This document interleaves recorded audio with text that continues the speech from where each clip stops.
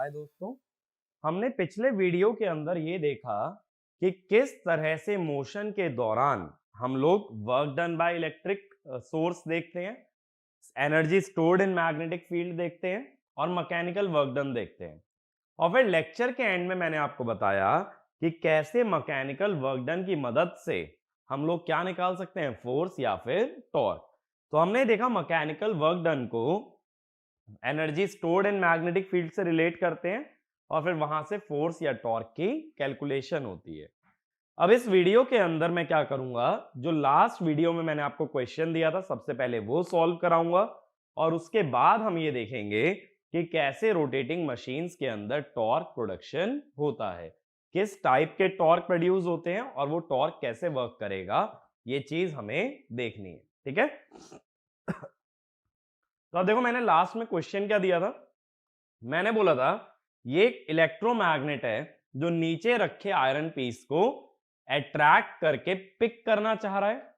अब हमें बताना था इंडक्टेंस, एनर्जी और फोर्स।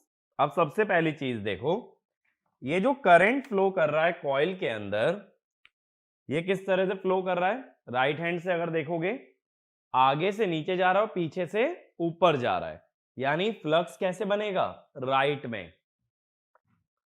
तो फ्लक्स ये हमारा राइट में बनना स्टार्ट हुआ और इस तरीके से अपना क्लोज लूप पूरा कर लेगा। अब देखो फ्लक्स जो है वो सेम है पूरे सिस्टम के अंदर, लेकिन उसके रास्ते में एयर गैप भी पड़ रहा है और आयरन भी। लेकिन आयरन की परमिएबिलिटी इनफाइनाइट लिखी है। अब हम क्या जानते हैं, रिलक्टेंस क्या होगी आयरन की, L बाय म्यू ए। लेकिन म्यू आयरन जो है वो इंफिनिटी है, तो आयरन की रिलक्टेंस क्या हो जाएगी, जीरो। आयरन की रिलक्टेंस जीरो हो गई। इसका मतलब क्या हुआ, जब पूरे में फ्लक्स सेम है, फ्लक्स सेम का मतलब क्या होता है, इसको बोलते हैं सीरीज मैग्नेटिक सर्किट। तो एक सीरीज मैग्नेटिक सर्किट का एग्जांपल है। तो इसका मतलब है टोटल रिलक्टेंस क्या होगी, आयरन और एयर का सम। ठीक है, सीरीज में तो रिलक्टेंस ऐड होती है। आयरन की रिलक्टेंस तो जीरो आ रही है। एयर में देखो दो बार फ्लक्स एयर से पास हो रहा है, एक बार राइट से और एक बार लेफ्ट से। तो यानी कि टोटल वो एयर को कितना गैप मिल रहा है उसे, 2x। एयर की परमिएबिलिटी म्यू नॉट और एरिया ए। बात समझ आई, 2x क्यों लिया है, क्योंकि एक बार x राइट में और एक बार x लेफ्ट में। इसकी जगह क्या कर सकते हो, दो रिलक्टेंस भी मान सकते हो, एक राइट हैंड साइड वाले एयर गैप की और एक लेफ्ट हैंड साइड वाले एयर गैप की। यानी कि रिलक्टेंस हमारी टोटल हो गई 2x by mu not a. अब पहले पार्ट में पूछा गया था इंडक्टेंस, ये होती है n स्क्वायर बाय रिलक्टेंस। ठीक है, तो ये हुआ mu not a n square by 2x।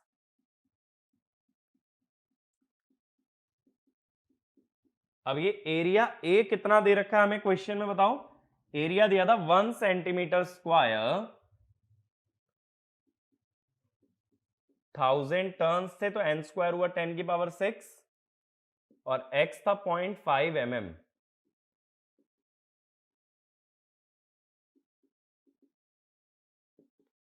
तो 4 pi into 10 to the power -2।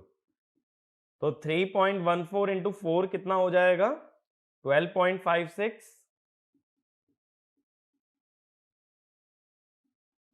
ये आ गई इंडक्टेंस। ठीक है, अब दूसरा पूछा था एनर्जी स्टोर्ड, तो वो होती है हाफ Li स्क्वायर, यानी कि mu not a n square I square by 4x।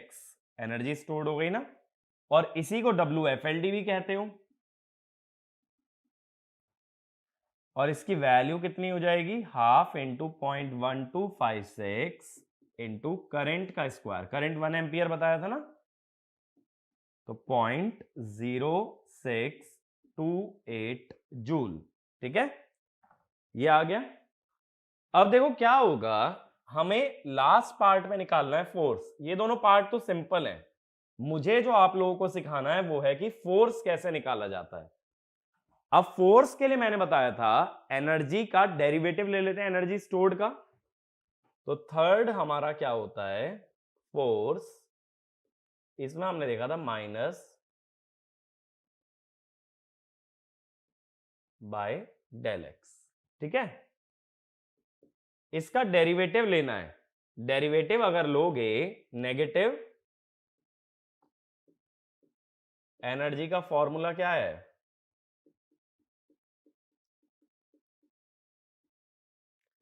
ये ध्यान रखना, ऐसा मत कर देना कि एनर्जी तो 0.0628 है, इसका डेरिवेटिव 0। वैल्यू का नहीं, एक्सप्रेशन का डेरिवेटिव लेना है। अब 1/x का डेरिवेटिव -1/x², एक माइनस बाहर पहले से है, तो minus minus plus 4 pi into 10⁻⁻7, 10⁻⁻4, n² 10⁻6, 1² 4 into 0.25, 10⁻⁻6। तो ये तो हो गया 1। ठीक है, 10 की पावर ये तीनों मिला के कितना हो जाएगा, -11 + 6 -5 + 6 10⁻1, यानी 45। तो 125.66। ठीक है, तो ये आ गया हमारे पास फोर्स। ये क्लियर है। तो हमने क्या किया है, एनर्जी का एक्सप्रेशन डिराइव किया है और फिर उसका डेरिवेटिव ले लिया विद रिस्पेक्ट टू एक्स। अब एक्स है क्या चीज, देखो एक्स क्या है, एयर गैप है। हमेशा एयर गैप के रिस्पेक्ट में नहीं लेते, लेना होता है डिस्प्लेसमेंट के रिस्पेक्ट में। लेकिन जब ये आयरन पीस ऊपर उठेगा तो चेंज क्या होगा, एक्स। इसीलिए हमने एक्स के रिस्पेक्ट में ले लिया, because whenever iron piece is displaced air gap will reduce. तो ये वाला भी पॉइंट लिख लेना, derivative needs to be taken, derivative needs to be taken with respect to displacement, with respect to displacement of the moving part, with respect to displacement of the moving part, and in this case, when the iron piece, in this case, when the iron piece moves upwards, air gap reduces, air gap reduces। इसीलिए हमने displacement की जगह किसके respect में ले लिया, हमने air gap के रिस्पेक्ट में ले लिया। ठीक है भाई, मेरी बात यहां तक क्लियर है। अब अगले टॉपिक पे आते हैं हम, जो मैंने बताया भी था, हम बात करेंगे टॉर्क इन रोटेटिंग मशीन्स। हमें यह देखना है कि जो रोटेटिंग मशीन्स होती हैं उनके अंदर किस तरीके से टॉर्क डेवलप होता है। क्योंकि देखो अब इसके आगे जो टॉपिक आने वाला है, अब हम सीधे रोटेटिंग मशीन्स के बारे में ही बात करेंगे। आगे जितनी भी हमारी बातें होंगी, they will all B regarding electromechanical energy conversion and about rotating machine. तो रोटेटिंग मशीन के जनरल एनालिसिस के लिए हम उसके अंदर बनने वाले टॉर्क की बात कर रहे हैं। अगर इसके अंदर बनने वाले टॉर्क की बात कर रहे हो, तो इसमें देखो दो तरह के टॉर्क जनरली होते हैं। पहला होता है इलेक्ट्रोमैग्नेटिक या इंटरैक्शन टॉर्क।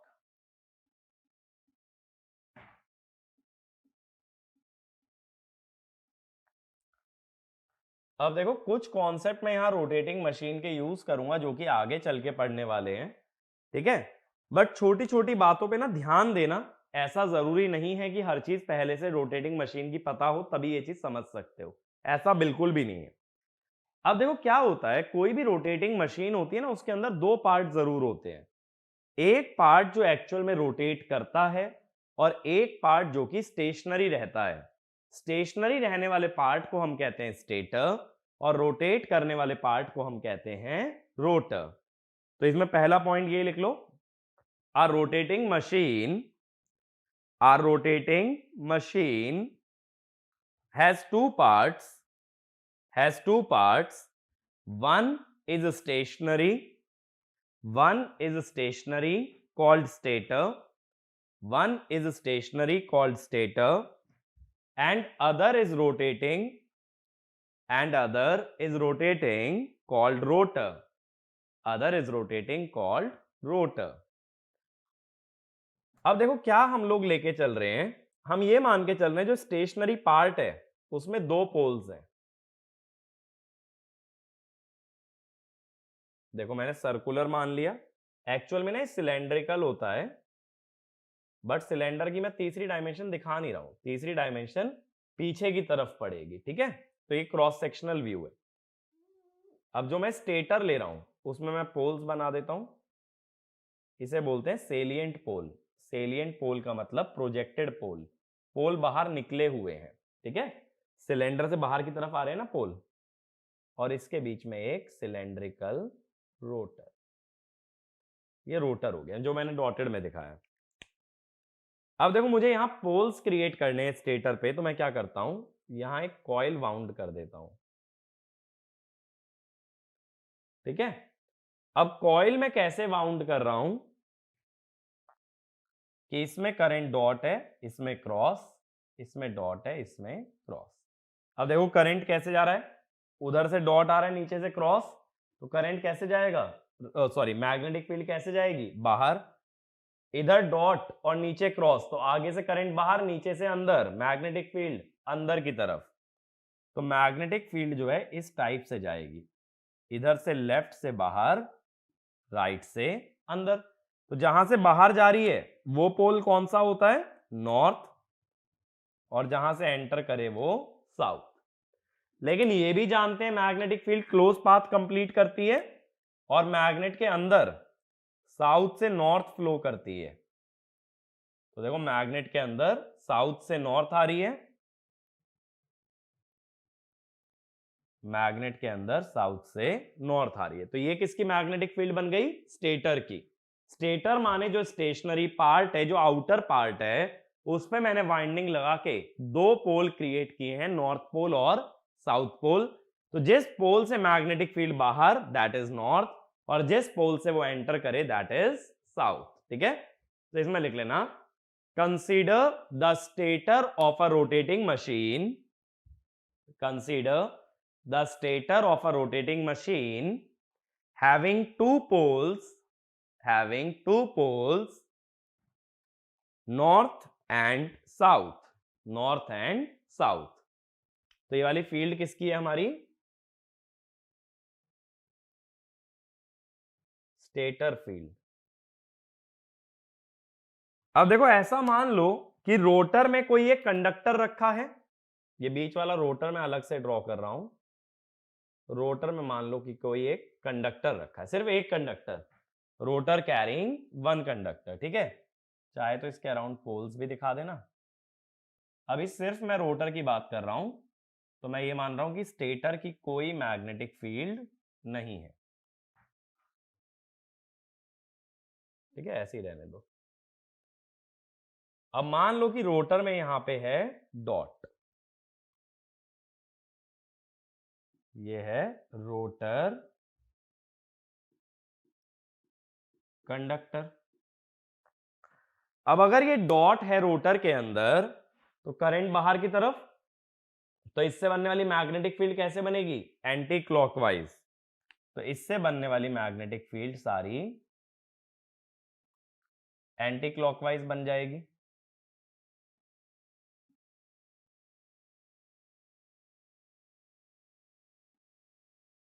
ठीक है, इस टाइप से। तो ये मैग्नेटिक फील्ड बन गई।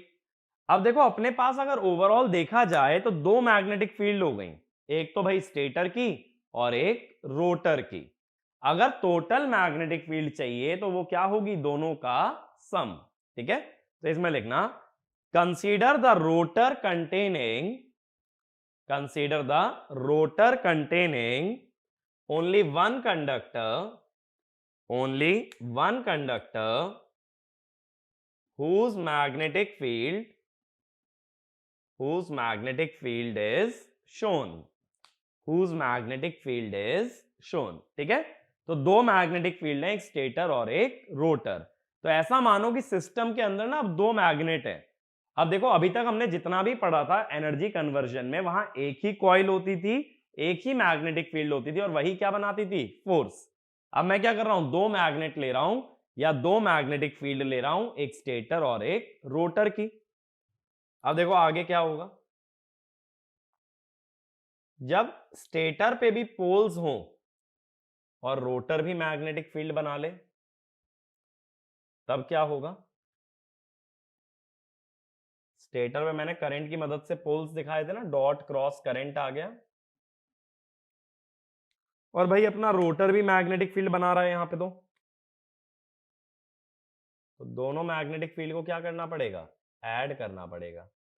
अब देखो, स्टेटर की जो मैग्नेटिक फील्ड है वो लेफ्ट से राइट की तरफ है, रोटर वाली ऊपर में तो लेफ्ट जा रही है और नीचे में राइट। लेकिन स्टेटर की मैग्नेटिक फील्ड सिर्फ किस तरफ है, राइट।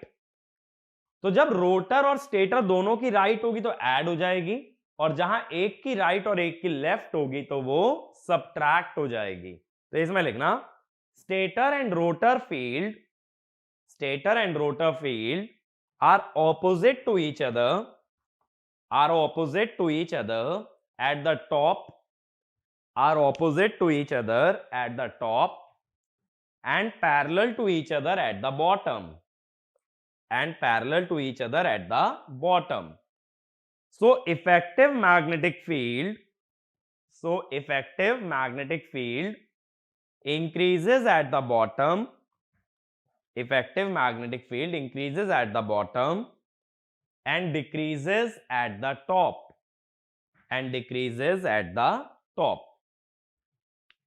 अब देखो, इंक्रीज कैसे दिखाना पड़ेगा कि मैग्नेटिक फील्ड लाइन जो है ना वो पास आ जाएंगी।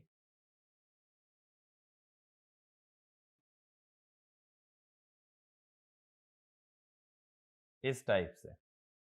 यहां मैं रोटर का कंडक्टर भी दिखा देता हूं दोबारा ड्रॉ करके। नीचे की तरफ पास आ जाएंगी और ऊपर की तरफ ना दूर चली जाएंगी। कम होने का मतलब है दूर चले जाना। तो देखो, नीचे वाली ज्यादा पास पास है और ऊपर वाली दूर दूर है। इसका मतलब नीचे में लाइंस की क्लोजनेस बढ़ गई। क्लोजनेस बढ़ने का मतलब होता है डेंसिटी बढ़ना। क्लोजनेस इंक्रीजेस माने फ्लक्स डेंसिटी इंक्रीजेस, जैसे फेरोमैग्नेटिक मटेरियल में ही बताया था। और यहां पे फ्लक्स डेंसिटी कम हो गई।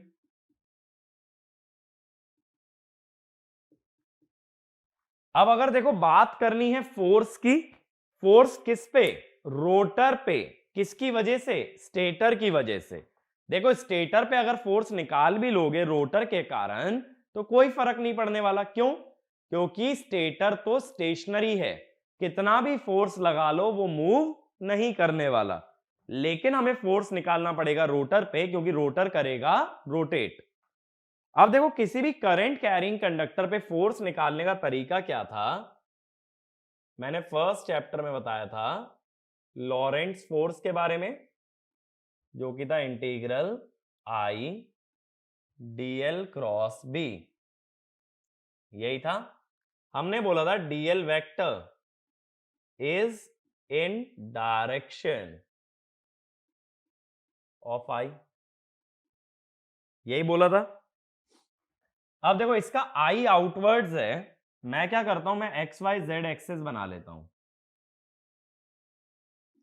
X Y Z. इसका जो करंट है वो आउटवर्ड्स है, यानी जो डीएल वेक्टर बनेगा वो बनेगा डीएल ए एक्स कैप। और स्टेटर से बनने वाली magnetic field right hand side है, यानी बी वेक्टर है बी ए वाई कैप। अब हमें डीएल क्रॉस बी करना है। डीएल क्रॉस बी माने ax cross ay। ax cross ay किस तरफ होगा? az। i क्रॉस j होता है k। यानी इस पे जो फोर्स लगेगा रोटर के कंडक्टर पे, ये लगेगा ऊपर की तरफ। ठीक है, तो force is towards z axis और अपवर्ड्स।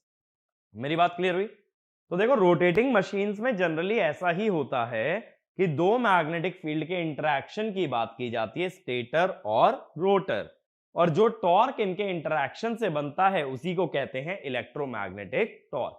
यानी ये जो कंडक्टर पे टॉर्क आया ना, जिसको मैंने फोर्स की टर्म्स में दिखाया अपवर्ड्स, ये कौन सा टॉर्क है? Electromagnetic.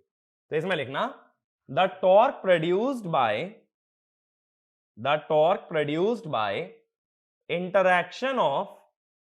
interaction of stator and rotor magnetic field, interaction of stator and rotor magnetic field is called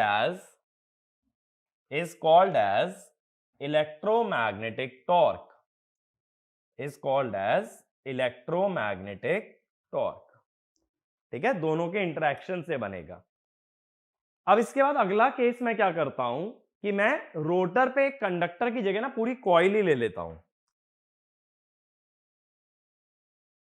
अभी तो सिर्फ एक कंडक्टर बताया, तो उस कंडक्टर पे टॉर्क या फोर्स कैसे निकाला? By means of Lorentz force law. अब मैं पूरी एक कॉइल ले रहा हूं। देखो, नॉर्थ पोल के लिए मैंने डॉट क्रॉस दिखा दिए, साउथ के लिए भी डॉट क्रॉस शो कर दिए हैं।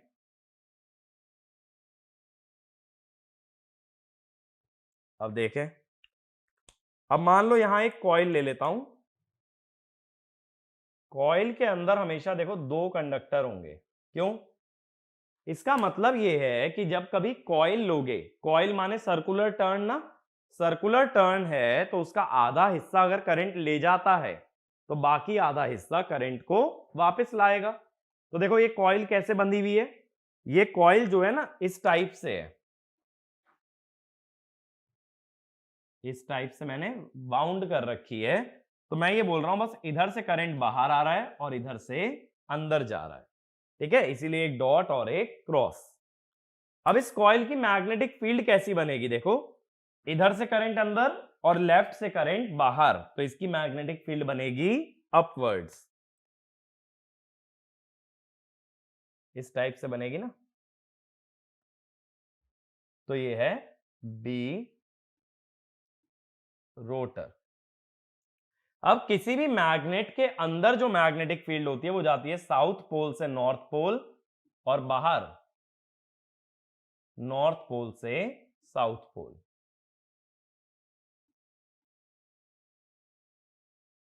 ठीक है, इस टाइप से। मेरी बात क्लियर हुई? ये मैंने रोटर की मैग्नेटिक फील्ड बनाई है। और स्टेटर की मैग्नेटिक फील्ड कैसी है? नॉर्थ से साउथ, इस टाइप से। तो हमेशा हमारे पास दो मैग्नेटिक फील्ड होती हैं, one due to stator and other due to rotor.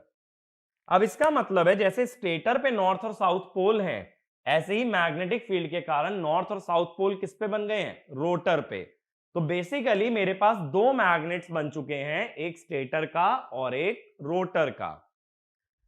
तो इसमें एक पॉइंट लिख लेना, poles are created on the rotor, poles are created on the rotor due to rotor magnetic field, due to rotor magnetic field, and rotor also behaves as a magnet, and rotor also behaves as a magnet। Rotor भी magnet बन जाता है। Next point, due to attraction and repulsion, due to attraction and repulsion in the poles of stator and rotor, in the poles of stator and rotor, torque is produced, torque is produced which is called as, torque is produced which is called as electromagnetic or interaction torque, electromagnetic or interaction torque। अब देखो, ये जो दो north north pole हैं ये आपस में एक दूसरे को रिपेल करेंगे, रिपल की वजह से इसको दूर भेजेगा, ऐसे ये वाला साउथ पोल इसको रिपेल करेगा, तो ऐसे घुमाने की कोशिश करेगा, तो that is your developed torque. मैंने डेवलप्ड टॉर्क बताया भी था ना इस चैप्टर के अंदर ही, कि डेवलप्ड टॉर्क वो होता है जो मैग्नेटिक फील्ड प्रोड्यूस करती है। तो वो यहां किस वजह से आ रहा है? Due to interaction between the poles of stator and rotor. ठीक है, तो इसका मतलब इलेक्ट्रोमैग्नेटिक टॉर्क, अगर कोई तुमसे सिंपली पूछे भाई इलेक्ट्रोमैग्नेटिक टॉर्क से क्या समझते हो, जब दो मैग्नेट एक दूसरे को अट्रैक्ट या रिपेल करके टॉर्क बनाए तो उसे बोलते हैं इलेक्ट्रोमैग्नेटिक टॉर्क। तो इसमें लिख लेना, in any rotating machine, in any rotating machine, one of the magnets is kept fixed, one of the magnets is kept fixed while the other magnet is free to move, and when the fixed magnet applies a force on free magnet, the free magnet rotates। जैसे यहां rotor पे torque लगा तो rotor घूमेगा, rotor को ही मैं free magnet कह रहा हूं और स्टेटर को कह रहा हूं फिक्स मैग्नेट। ठीक है, अब देखो एक सिंपल सी इलेक्ट्रिकल मशीन का एग्जांपल लेते हैं।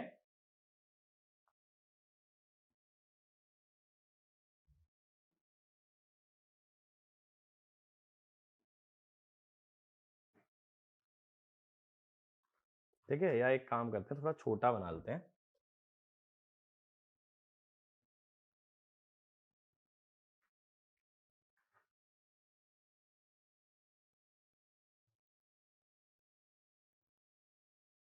ये मान लो अपना स्टेटर वाला पार्ट हो गया। स्टेटर में इस बार मैं सेलिएंट पोल्स नहीं दिखा रहा, स्टेटर को भी मैं सिलेंड्रिकल दिखा रहा हूं और इसके अंदर रखे रोटर को भी मैं सिलेंड्रिकल दिखा रहा हूं। ठीक है, ये वाला पार्ट है अपना रोटर और ये बाहर वाला पार्ट है जो कि है फिक्स के लिए मैंने नीचे स्टैंड दिखा दिया। ये है अपना स्टेटर। अब स्टेटर पे भी मैं दो पोल्स दिखा देता हूं, एक तो नॉर्थ पोल और एक अपना साउथ। यानी स्टेटर का जो मैग्नेटिक फील्ड है वो नॉर्थ से साउथ की तरफ बनेगा, तो इसको हमने कह दिया स्टेटर फील्ड एक्सिस, स्टेटर की मैग्नेटिक फील्ड की एक्सिस। ऐसे रोटर में भी साउथ नॉर्थ दिखा देता हूं। रोटर के अंदर यानी मैग्नेट के अंदर जो मैग्नेटिक फील्ड है वो साउथ से नॉर्थ जाएगी और बाहर जाएगी नॉर्थ से साउथ। तो ये हो गया रोटर फील्ड एक्सिस। इन दोनों एक्सिस के बीच में जो एंगल है दैट इज लैम्डा। ठीक है, तो लैम्डा क्या है? Angle between stator and the rotor field axis.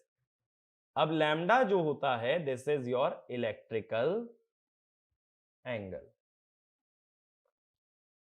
अब देखो क्या होता है, जब मशीन में हम आगे बढ़ेंगे, रोटेटिंग मशीन्स में जाएंगे, तब हम दो तरह के एंगल डिफाइन करेंगे, मैकेनिकल और इलेक्ट्रिकल।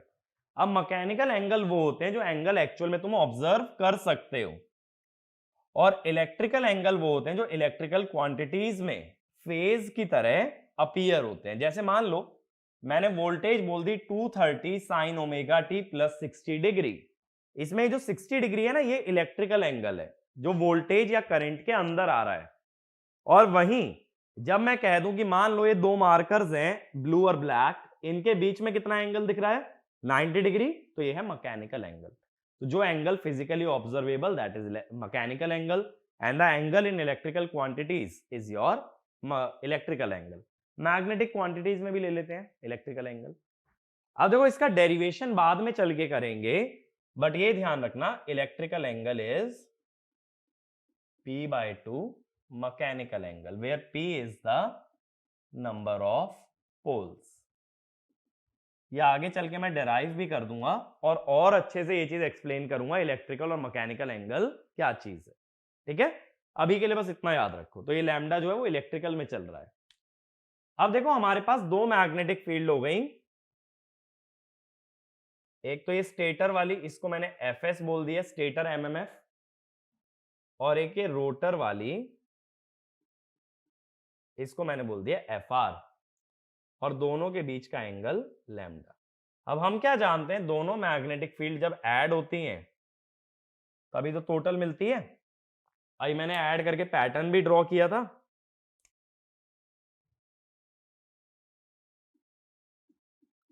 तो ये होता है एफ आर।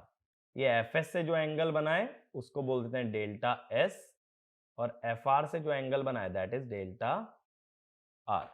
ठीक है, अब ये जो एफ एस और एफ आर हैं, स्मॉल एफ आर, इसको हम ये मानते हैं these are sinusoidally distributed in space. In space का क्या मतलब है, देखो यहां ये एयर गैप है ना स्टेटर रोटर के बीच में छोटा सा जी, तो हम ये मान रहे हैं जो मैग्नेटिक फील्ड है चारों तरफ फैली हुई है। ऐसा मत सोचना कि मैग्नेटिक फील्ड सिर्फ इसी डायरेक्शन में बाकी किसी पॉइंट पे है ही नहीं। मैग्नेटिक फील्ड हर पॉइंट पे प्रेजेंट है, और कैसे डिस्ट्रीब्यूटेड है, साइनोसोइडली। ठीक है, जिसमें से मैक्सिमम किसके अलोंग है, इस लाइन के अलोंग, इस लाइन के अलोंग है ना। अच्छा ऐसे सोच लो, एक और तरीका बताता हूं, ये है एफ एस। अब मान लो मैं पूछूं भाई थीटा एंगल पे कितना होगा इसका कंपोनेंट, तो तुम क्या बोल दोगे, ऐसे ही तो बोल दोगे। तो यही चीज मैं बोल रहा हूं कि किसी भी एंगल पे निकालोगे तो साइनोसोइडल डिस्ट्रीब्यूशन आने वाला है, ऐसा हम मान के चल रहे हैं। तो एक पॉइंट लिख लेना, cap F S and F small R, ये वाला F R, F S and F R sinusoidally distributed in space, are sinusoidally distributed in space, having maximum value fs and fr, having maximum value fs and fr along their respective axes, along their respective axes। यानी जो maximum value है stator वाले की वो stator axis के along है, rotor वाले की मैक्सिमम वैल्यू रोटर एक्सिस के अलोंग है। ठीक है, और दोनों डिस्ट्रीब्यूटेड कैसे हैं, साइनोसोइडली। अब अगर इनके रिजल्टेंट निकाला जाए पैरेललोग्राम लॉ से तो क्या बोलोगे, F resultant is F S square plus F R square two F S F R cos lambda.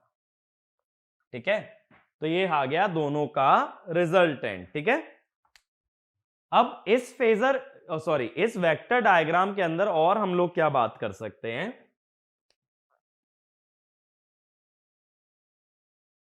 ठीक है, और मैं रिलेशन बताता हूं।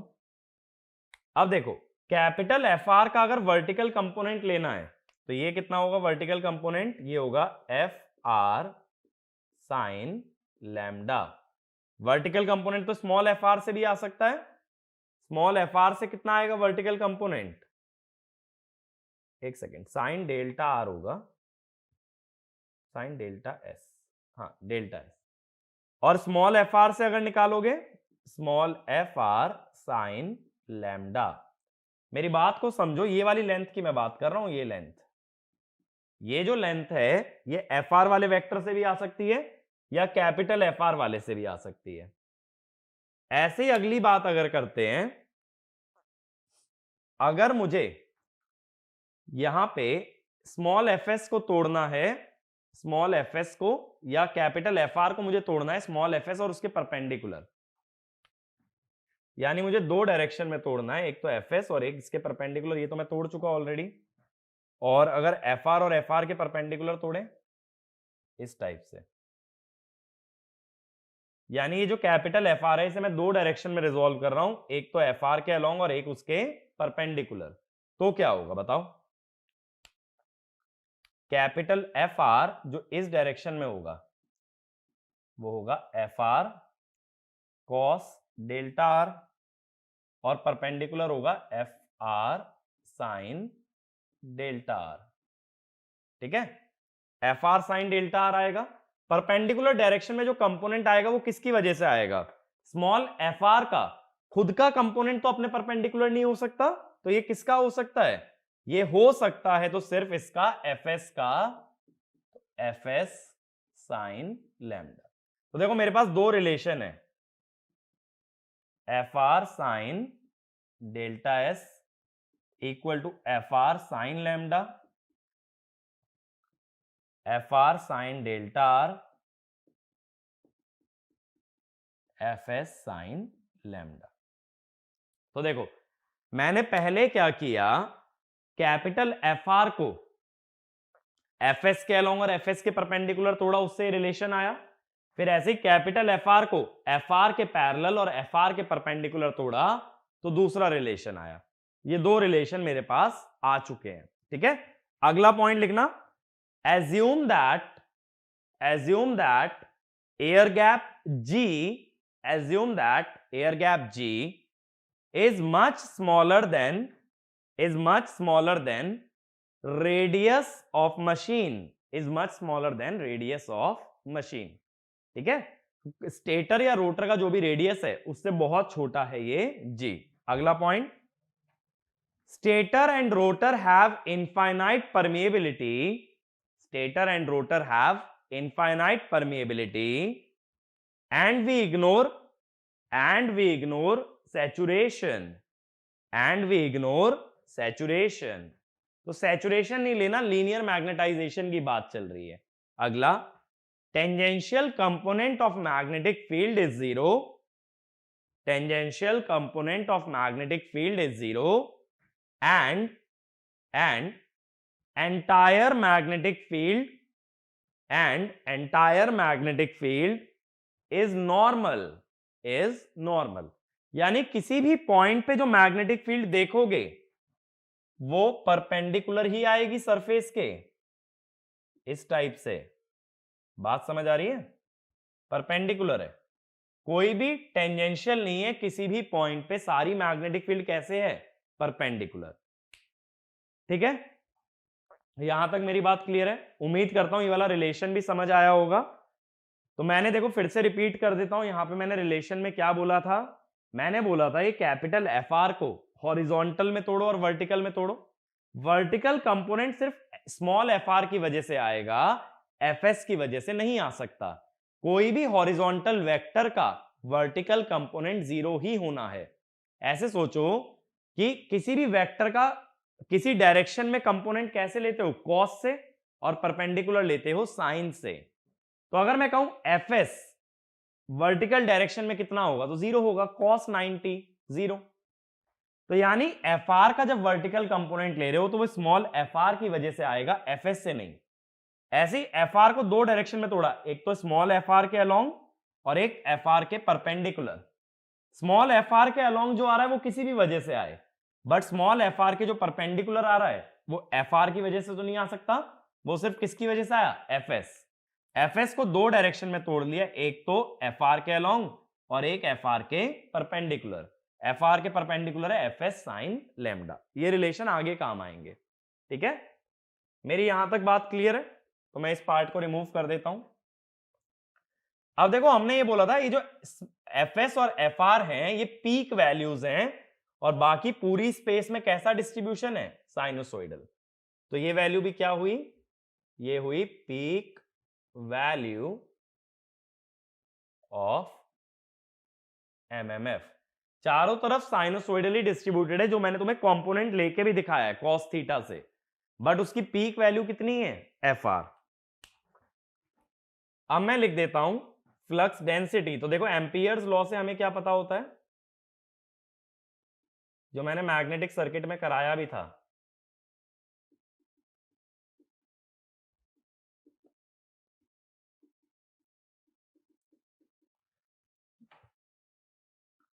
इसका मतलब HP into G is F R, तो HP is F R by G. HP क्या हुआ? Peak value of magnetic field intensity. तो ये वाला भी पॉइंट लिखो, peak value of magnetic field intensity, peak value of magnetic field intensity is F capital R by G, is F capital R by G, and it represents and it represents mutual flux. It represents mutual flux because leakage flux does not produce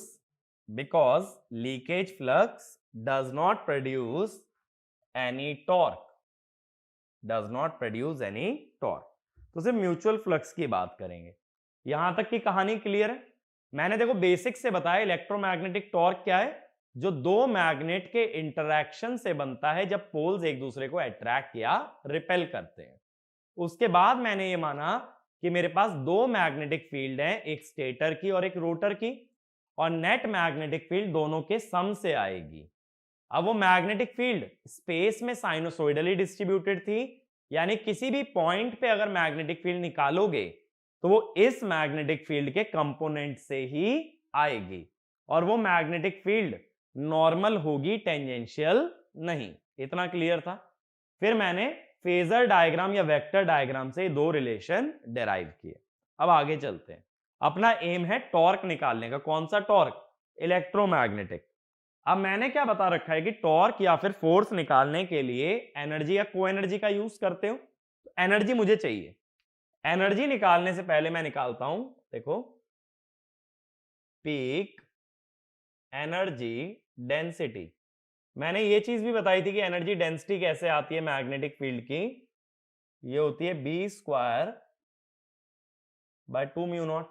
air gap की permeability लोगे ना, या b को अगर mu H लिखते हो तो half mu naught HP², peak value ये आ जाएगी।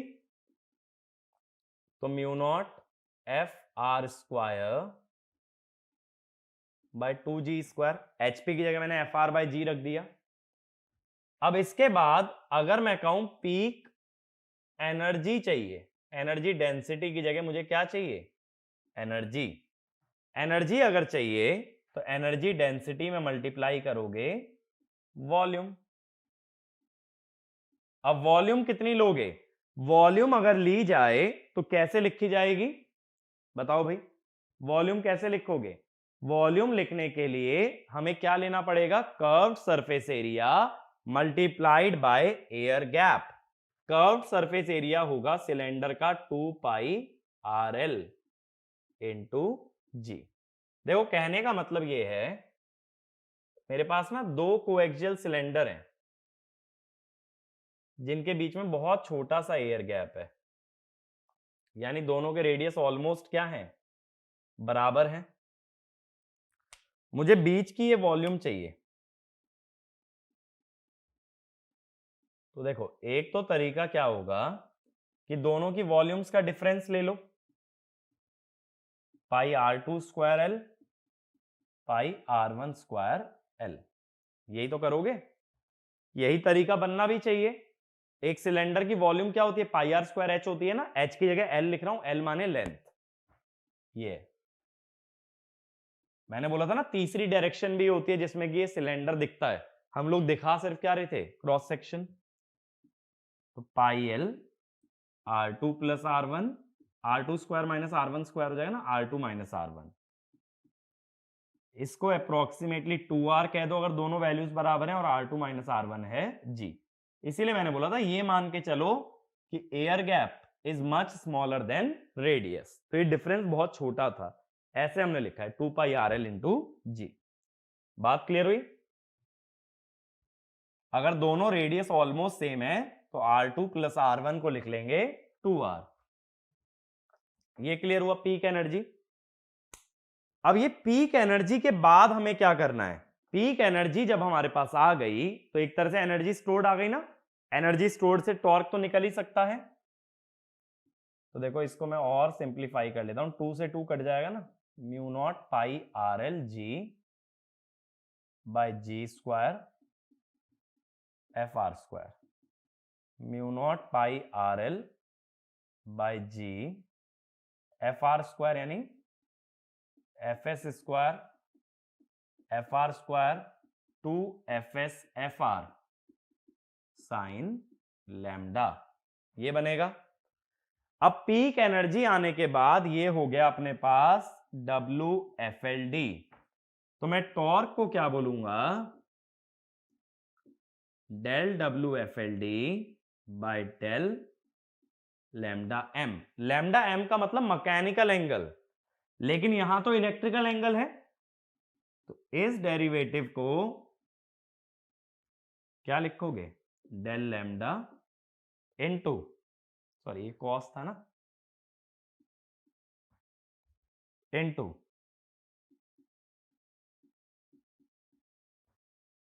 अब हमें क्या पता है कि लैम्डा कितना था, मैंने बताया था ना electrical angle is P by 2 times mechanical angle. तो del lambda by del lambda M क्या हो गया, P by 2 del W F L D by del lambda. ठीक है, एंगल के रिस्पेक्ट में डिफरेंशिएट करोगे तो क्या मिलेगा, टॉर्क, और डिस्टेंस के रिस्पेक्ट में डिफरेंशिएट करने से मिलता है फोर्स। अब देखो इसका डेरिवेटिव लोगे अगर, तो क्या होगा, P by 2 mu naught pi R L by G, F S square का डेरिवेटिव 0, एफ आर स्क्वायर का 0, 2 F S F R cos lambda, तो minus 2 F S F R sine lambda, यानी इलेक्ट्रोमैग्नेटिक टॉर्क आ गया minus P mu naught pi R L by G F S F R sine of lambda. ठीक है, यही बन रहा है ना, यही आ रहा है भाई, mu naught F R square by 2g square. यहां पे कोई कैलकुलेशन मिस्टेक तो नहीं है ना, एक तो 2 से 2 कट गया, एक p बाई 2 था, एक सेकंड देख लेते हैं। अभी ना यहां पे ठीक है, एक काम और करना पड़ेगा, ये जो आई है ये हमारे पास पीक वैल्यू आ गई टॉर्क की, अगर टॉर्क की एवरेज वैल्यू हमें लेनी है, अभी हमने क्या निकाल लिया है, पीक वैल्यू, अगर मैं एवरेज वैल्यू निकालना चाहता हूं, देखो क्या होगा, एफ एस भी साइनोसोइडली डिस्ट्रीब्यूटेड है जैसे मान लो कॉस थीटा, और ये एफ आर भी साइनोसोइडली डिस्ट्रीब्यूटेड है जैसे कॉस थीटा, तो हम ये कह सकते हैं टॉर्क जो प्रोपोर्शनल आएगा वो कॉस स्क्वायर थीटा क्या आएगा। टॉर्क की जब एवरेज वैल्यू निकालोगे तो वो कितनी आ जाएगी, कॉस स्क्वायर का एवरेज हाफ होता है, तो इसलिए एक 2 का फैक्टर आ जाएगा,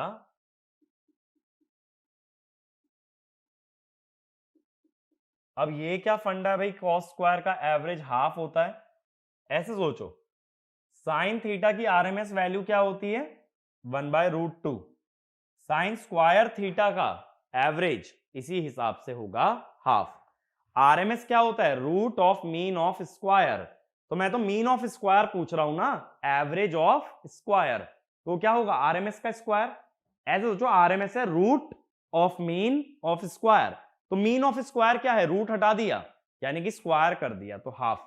ठीक है, तो ये वैल्यू आ गई। इसी के और फॉर्मूले क्या हो सकते हैं, अब आगे देखें,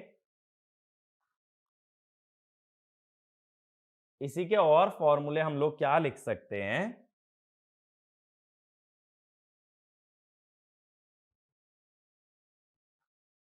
कि अगर F S sine lambda, F S sine lambda नीचे वाले रिलेशन से रिप्लेस कर दो,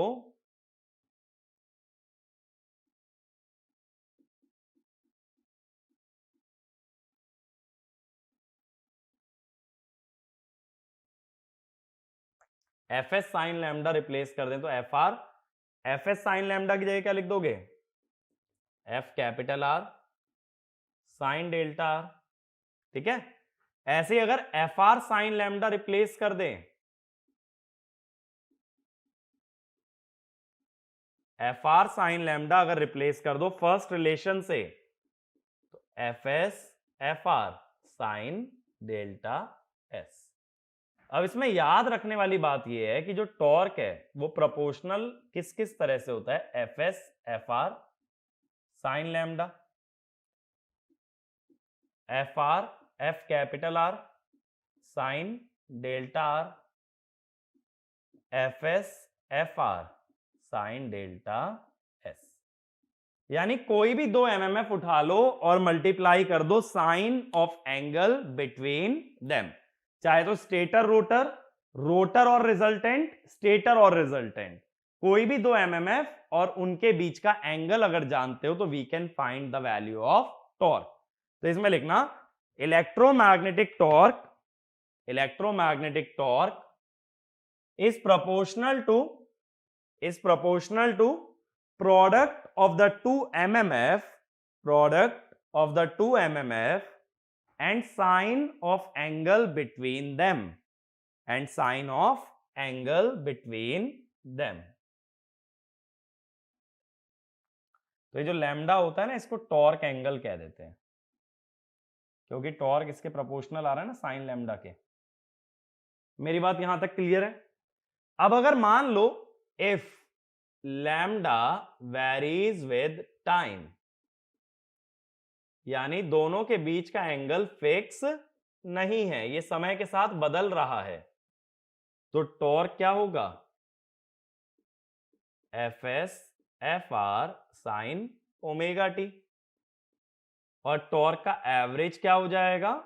0। यानी कि अगर टॉर्क तुम बनाना चाहते हो तो दोनों मैग्नेटिक फील्ड के बीच का एंगल क्या होना चाहिए? कांस्टेंट। एंगल कांस्टेंट कब होगा? जब एक मैग्नेटिक फील्ड के रिस्पेक्ट में दूसरी मैग्नेटिक फील्ड ना मूव करे। अगर मैं कह रहा हूं तुम्हारे मेरे बीच का डिस्टेंस कांस्टेंट है, इसका मतलब या तो हम दोनों स्टेशनरी या चलें तो दोनों सेम स्पीड पे चलें, तभी हम दोनों के बीच का डिस्टेंस कांस्टेंट रहेगा। सेम वे में रोटेशनल मोशन में क्या कहोगे?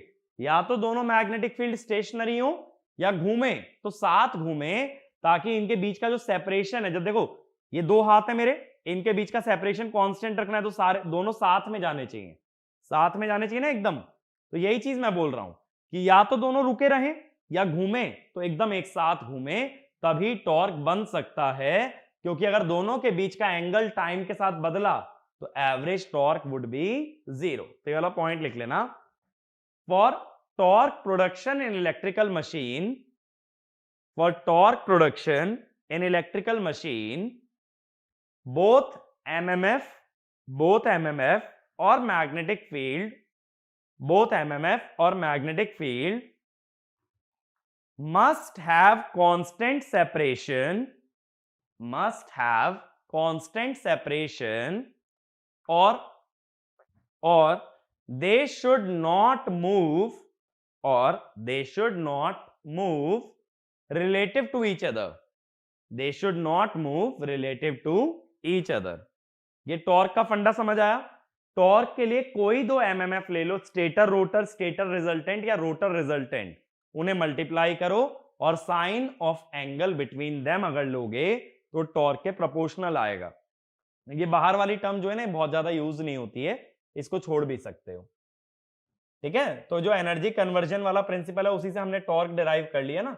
और ये ध्यान रखना, ये आगे जो है ना रिलेशन बहुत ज्यादा काम आने वाला है हम लोगों के।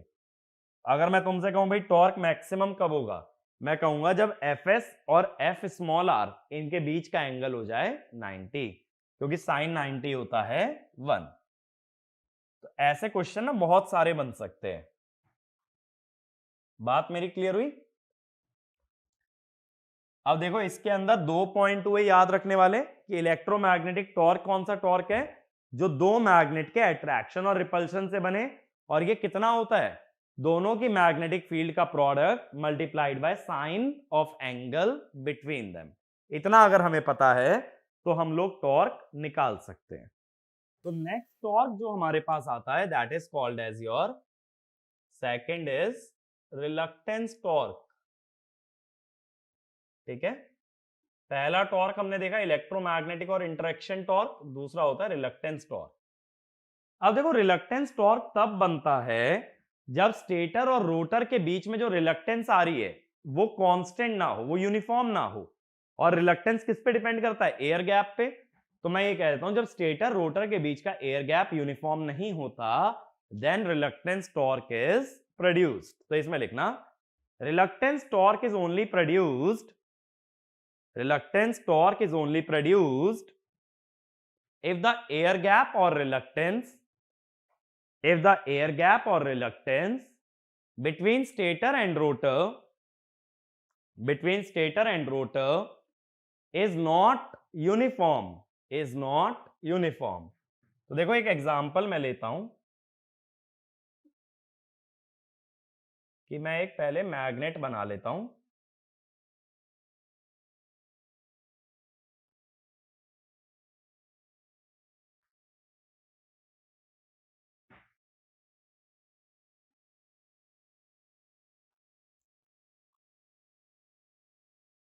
ठीक है, इस टाइप का हमने एक मैग्नेट ले लिया जिसके अंदर की दो पोल्स हैं हमारे, नॉर्थ पोल साउथ पोल। अब मान लो ऐसे एक रोटर है, ठीक है। तो अब देखो नॉर्थ और साउथ के बीच में जो एयर गैप है ना वो डिपेंड करता है रोटर की पोजीशनिंग पे। अब क्या होगा जब ये नॉर्थ पोल साउथ पोल अपना मैग्नेटिक फील्ड बनाएंगे तो मैग्नेट के अंदर जो मैग्नेटिक फील्ड है वो जाएगी तुम्हारी साउथ से नॉर्थ, और मैग्नेट के बाहर ये जाएगी नॉर्थ से साउथ, ठीक है। लेकिन आयरन से पास होने की कोशिश करेगी। अब जैसे ये आयरन से पास होती है तो आयरन में बने हुए डाइपोल्स फेरोमैग्नेटिक मटेरियल है ना, तो मैग्नेटिक फील्ड से अलाइन होना स्टार्ट हो जाते हैं, ऐसे अलाइन हो जाएंगे। अब देखो अगर अंदर के पोल्स कैंसिल कर लो और सिर्फ बाहर बाहर के पोल्स देखो तो इधर बन गया साउथ और इधर बन गया नॉर्थ। ये साउथ को नॉर्थ अट्रैक्ट करेगा, ये नॉर्थ को साउथ अट्रैक्ट करेगा, तो ये रोटर घूमेगा और रोटर घूम के क्या कोशिश करेगा, पोल्स के अलोंग अलाइन होने की, ठीक है। और ऐसा क्यों करेगा कि जब रोटर पोल्स के अलोंग आ गया फ्लक्स का जो रास्ता है वो छोटा हो जाएगा। फ्लक्स का रास्ता अगर छोटा हो गया then flux gets a path of minimum reluctance. इसीलिए भी इसको रिलक्टेंस टॉर्क कहते हैं, क्योंकि फ्लक्स हमेशा कोशिश करता है मिनिमम रिलक्टेंस का रास्ता अचीव करने की, और उस रास्ते को ढूंढने के लिए वो क्या करता है कि रोटर को स्टेटर के अलोंग अलाइन करता है। रोटर अगर स्टेटर के अलोंग आ गया तो फ्लक्स को मिनिमम रिलक्टेंस का पाथ मिल जाएगा, ठीक है। और उसी के लिए वो क्या अप्लाई करता है, टॉर्क। यानी अगर रोटर स्टेटर के अलोंग आ जाए तो रिलक्टेंस टॉर्क बनेगा क्या, नहीं बनेगा। अगर अलाइनमेंट मिल गया तो बनेगा ही नहीं। अलाइनमेंट जब तक नहीं मिलता तब तक टॉर्क प्रोड्यूस होता है। तो ये वाला पॉइंट लिखना, the flux tries to achieve a path of minimum reluctance and in order to achieve minimum reluctance it tries to align rotor along stator and if rotor gets aligned along stator zero reluctance torque is produced, ठीक है। अगर align हो गए तो torque हो जाएगा zero. But alignment क्यों चाह रहा है, ताकि रिलक्टेंस को मिनिमाइज कर पाए। तो देखो दो तरह के टॉर्क हमने देखे, इलेक्ट्रोमैग्नेटिक और इंटरैक्शन टॉर्क, और दूसरा था हमारा रिलक्टेंस टॉर्क। इसमें ज्यादा कॉमन होता है इलेक्ट्रोमैग्नेटिक टॉर्क, जिसमें हमने देखा फॉर्मूला हमने क्या डिराइव किया, P/2 माइनस साइन जो था ना वो बस ये बताता है कि एंगल कम करने की कोशिश की जा रही है। इसमें जो ये वाला पार्ट है ना ये अपने लिए इंपॉर्टेंट है, और मैंने ये भी बताया कि F S F R sine delta S के भी वैल्यू के प्रोपोर्शनल आता है, या F R F capital are sine delta are. तो दो हैं स्टेटर और रोटर के एमएमएफ और एक है रिजल्टेंट। तो तीन में से कोई भी दो एमएमएफ उठाओ, उनका प्रोडक्ट और उनके बीच के एंगल का साइन, इससे क्या मिल जाता है? Interaction torque. और हमने क्या बोला कि दोनों के बीच का रिलेटिव मोशन नहीं होना चाहिए, तभी टॉर्क नॉन जीरो आता है।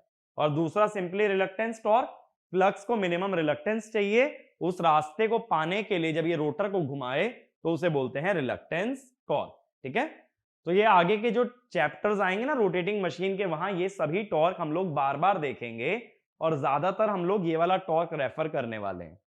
तो इसीलिए मैंने यहां पे जनरल वे में डिराइव करा दिया एनर्जी को एनर्जी की टर्म्स में, ताकि अब आगे के लिए कॉन्सेप्ट क्लियर रहे और इस कॉन्सेप्ट को हम डायरेक्टली कैरी ओवर करेंगे रोटेटिंग मशीन्स में। ठीक है, तो अब आगे हम लोग रोटेटिंग मशीन पढ़ेंगे और उसमें भी हम लोग पहली मशीन जो स्टार्ट करेंगे that will be DC machine. तो मिलते हैं नेक्स्ट चैप्टर के अंदर। Thank you.